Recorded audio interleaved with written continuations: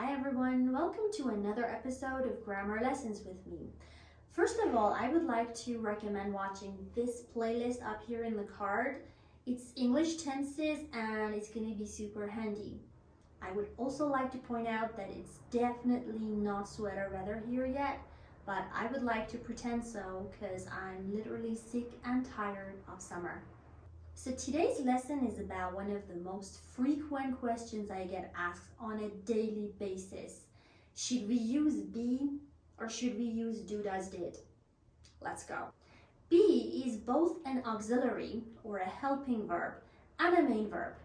Auxiliaries or helping verbs are used before main verbs and they can change the time of the verb, they can show ability, probability, possibility, and the like. Let's discuss be when it is the main verb first. You can use be to talk about feelings and states. And in this use, be is used in simple tenses like the simple present, the simple past, and it is used with adjectives or nouns like names, jobs, cost, etc. For example, my bedroom is big. Schools aren't open on Sundays. He wasn't late. It is sunny today. The gym is not very far. My name is Nushin. I am an English teacher. It's 3 o'clock. The gym is only 2 kilometers away. Be as a main verb can be used to talk about people's behavior. And in this way, you use be in continuous or progressive tenses like the present progressive, the past progressive, etc. And use it with adjectives like you're being rude by not apologizing. Someone made a mistake, they're not apologizing, they're being rude.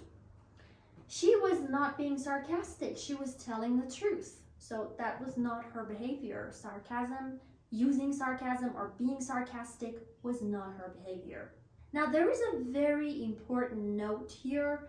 To make the continuous or progressive tenses of the main verb be, we have to use be twice. The first would be an auxiliary, the second would be the main verb. For example, you're being. Are is the auxiliary, being is the main verb. She was not being sarcastic. Was not is the auxiliary, and being is the main verb. Be as a main verb can be used with there. There is, there are, there isn't, there aren't. You use there is, there are, there isn't, there aren't to talk about existence when something or a person is present in a place or is not present in a place. For instance, there is one airport in my hometown. There are 17 students in my morning class. There isn't any butter left, we should get some. There aren't any bookstores nearby. Moving on to be when it is the auxiliary or the helping verb. In this case, you use be with the present participle form of the verb. So whenever you want to use be as an auxiliary or helping verb, there has to be an ing form afterward in any tense. For example, is it raining? No, it isn't. When are we leaving? We're leaving tomorrow at 6. Who is she talking to? She was talking to the coach. What have you been working on? I've been working on a new grammar book. We will be painting the house next weekend. So as you can see, in any tense, the verb is in its present participle form, in its ing form. As a result, if you see be along with the base form of any verb, that's a mistake. It is wrong. It's wrong to say, I am studying physics.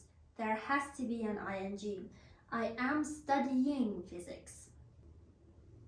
Moving on to do, does, and did. Just like be, do, does, and did can be both auxiliaries and main verbs.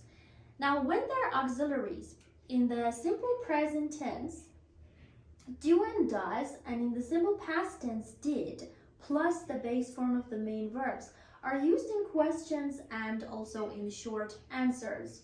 So one thing you need to remember here is that you have to use the base form of the verb after do, does, and did.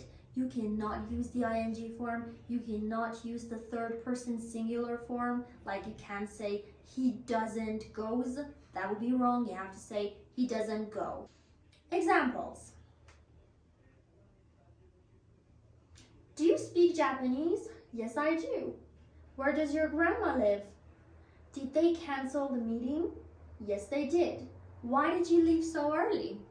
As you can see, the base form of the verb has been used after do, does, and did.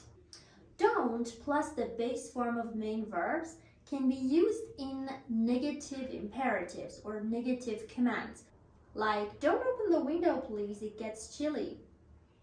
Don't and doesn't are used in negative questions, negative statements, and short answers in the simple present tense, and didn't in the simple past tense.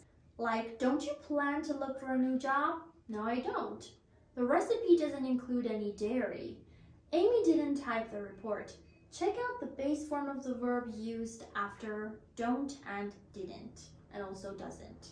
Now, when do is the main verb, you can use it to talk about habits, behavior, and plans. And it has a range of meanings like carry out, perform, fix, or provide. You can also use do instead of a specific action.